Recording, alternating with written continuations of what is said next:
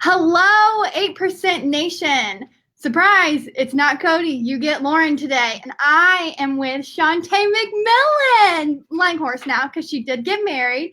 And I am so lucky because she happens to be my best friend. So I get the honor of doing this live interview and talking to her about what it took to get to the next level and become an Olympian and do all that good stuff. So, Chantae, tell us a little bit about yourself and your story, and then we'll get into the nitty gritty of Nitty gritty. Okay. Well, thank you for having me on.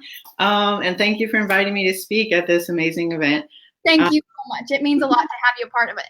Yeah. So I've been an athlete for how long? I don't know. Cody said I'm old, so it's been a really long time. I've been track and field just happened. I just happened to be good at it when I was younger, and I just kept getting better at it and made it to the Olympics after, working kind of hard.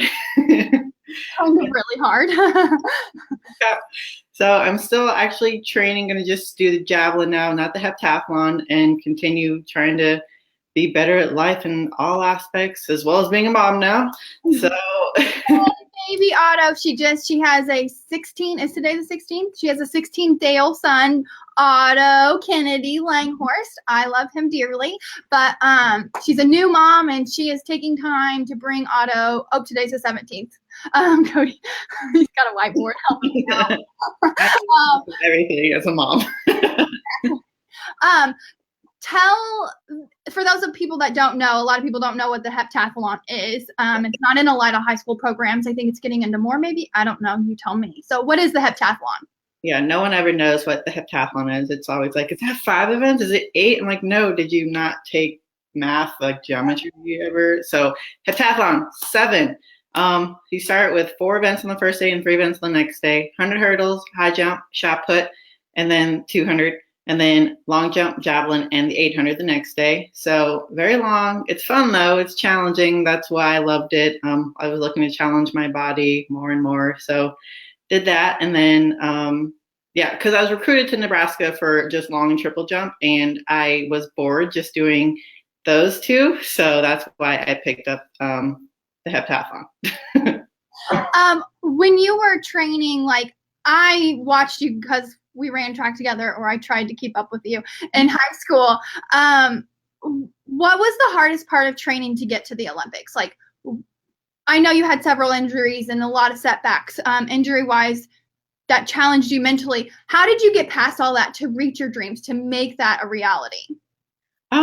Okay, so I'll go to high school. Even when I experienced my first major injury, like I guess I stretched out a ligament and never recovered. I had to have surgery my freshman year at Nebraska. So that was my first major injury with track and field. It took me out of going to state in 4 events. I was only able to go in 1 event, and somehow I still got second place in long jump, jumping off of a terrible ankle. But I guess that shows the competition in Missouri. But anyway, then I went to Nebraska. I guess just my coach was amazing at teaching me the heptathlon. Never did half the events that are in it. And just he kept me focused on everything and getting better each year like I did. And then I did blow out my patellar tendon in August 2011, 9 months before the Olympic trials. And that was one of the most amazing, it wasn't amazing. It was an amazing experience to just stay so determined and focused throughout that like thing that could have ended my career, and having like a coach and a PT just believe in me so much that there was no looking back at, or looking at negative, or looking at this isn't going to happen, you're not going to make the Olympic trials. So just overcoming those things was super amazing. It's hard to overcome those thought processes, because I'm sure that when you tore your patellar tendon and you had 9 months to make it to the trials, when you had a negative thought, what process did you take to get yourself out of that? So you're like, and you have this big goal. What did you tell yourself, or what did you do to get out of that? Yeah. So main goal clearly is Olympic trials in, what was it, end of June. And so, but you got to look at the day by day. So you got to stay in the moment, stay in what can I do this day? I'm going to stay focused on what my PT has listed for my schedule for today and only focus on that, because finishing everything today is going to lead or build up to getting everything done for that week, everything for the month, and then essentially to the ultimate goal of being at the Olympic trial. So just staying in the moment, one stinking exercise at a time, trying to be the best at that exercise, even though I did have like breakdowns. I remember specifically one day just crying to my PT, and he's like, look, it's hard, but we're in it. Like, we have this goal and you've been so focused and determined throughout it.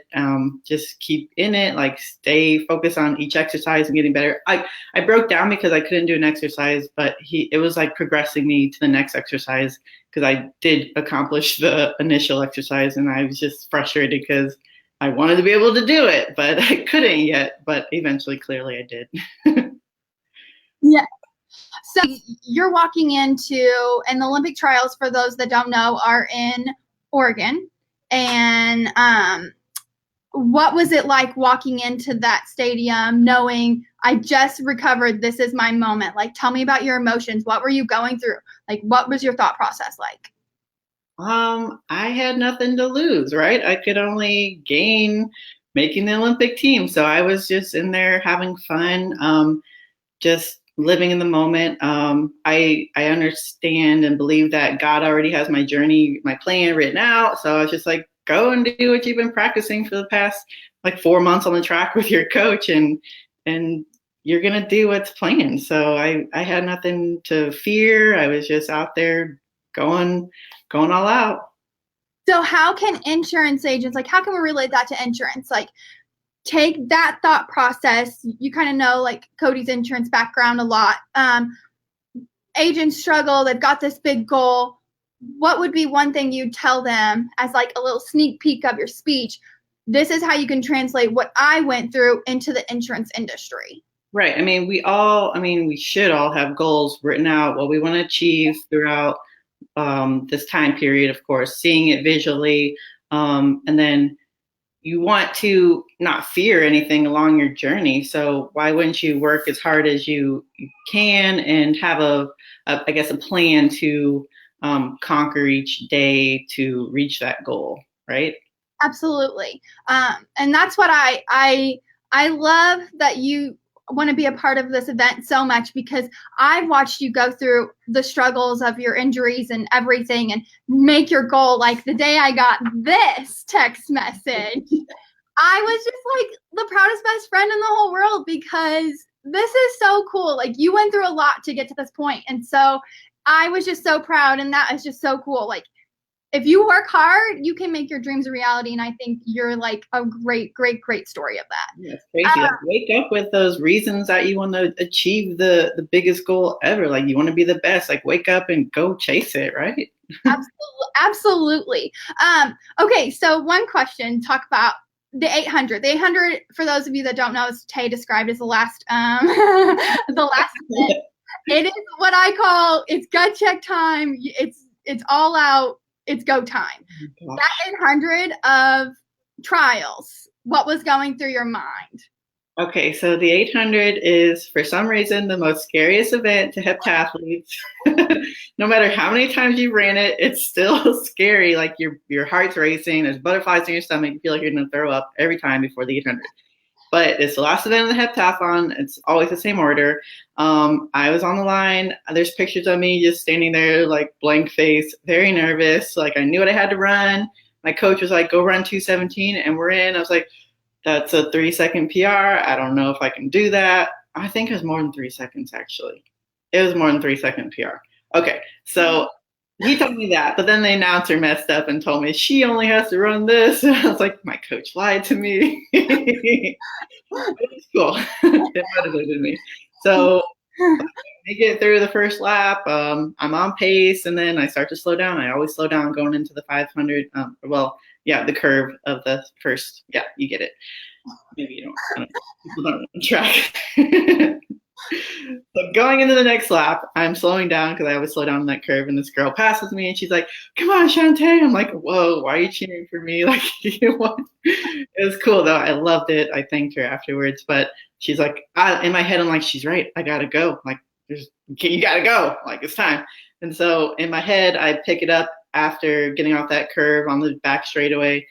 In my head, I pick it up. Like, I've seen the video. It doesn't look like I get any faster.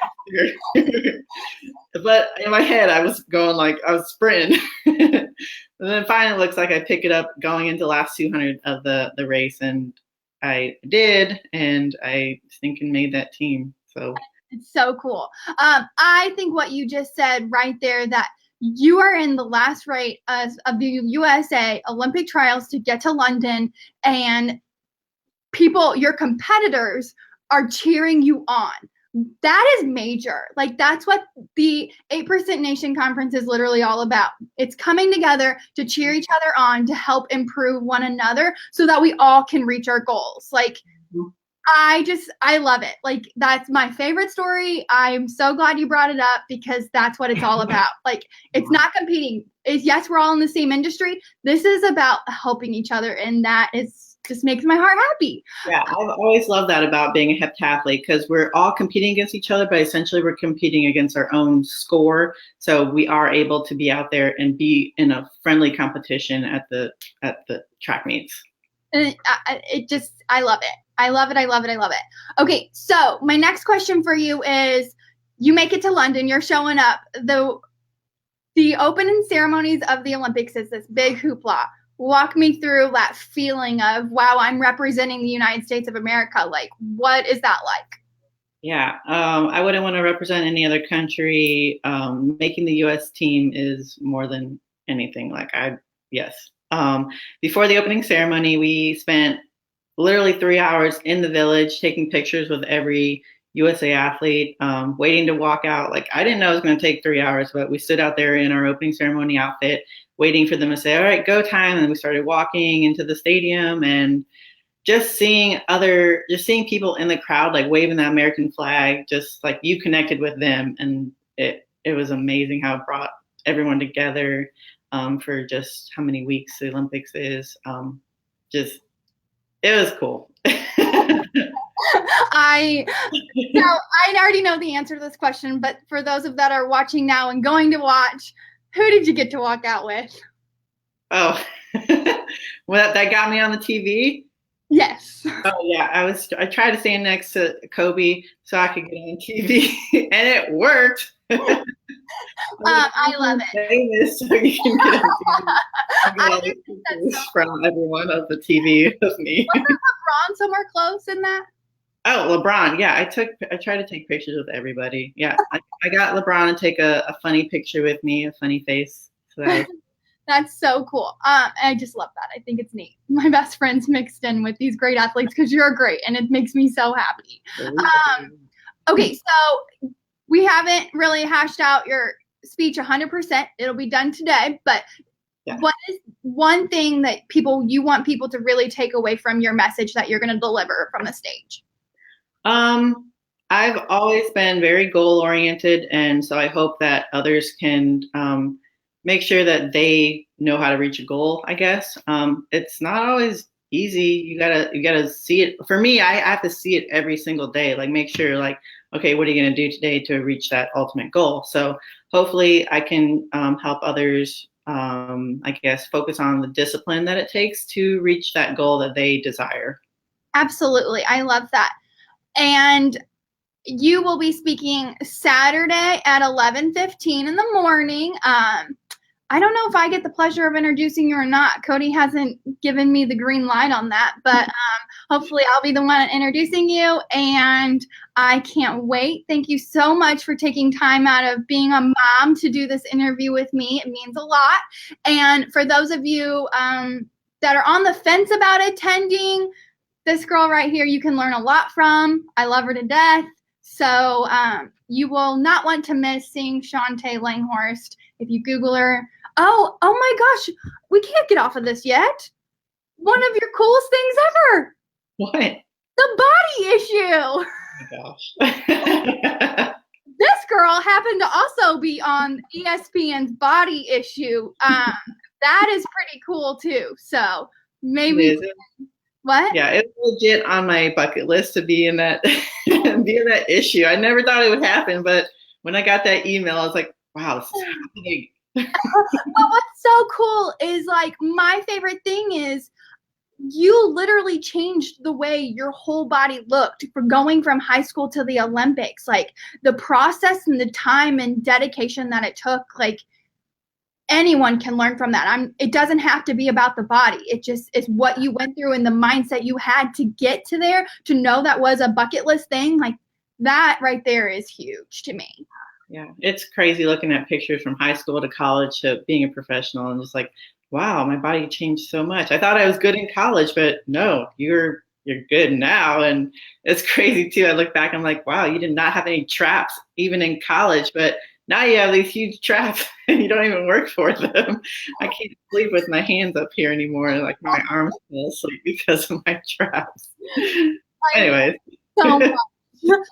I just think that's so cool because it's not every day that you see someone willing to do whatever it is, and you truly do that. So I'm so proud of you. Again, Chantae speaks Saturday at 11:15 in the morning at Nissan Stadium.